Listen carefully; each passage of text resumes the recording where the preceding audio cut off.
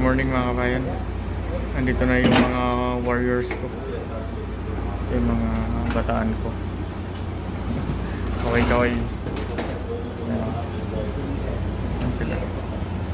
Yung mga pangmalakasang warriors ko sa erection. Mag-induction muna sa safety induction. Ito kami sa meeting room. Naantay namin yung safety kasi kumukuha pa ng mga materials.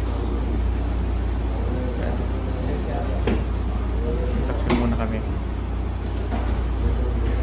Tapos pagkuha na induction, saka pupunta ng site. Inulang nga ng upuan dahil 16 yung dala kong tao. Ilan lang upuan. 10 lang yata.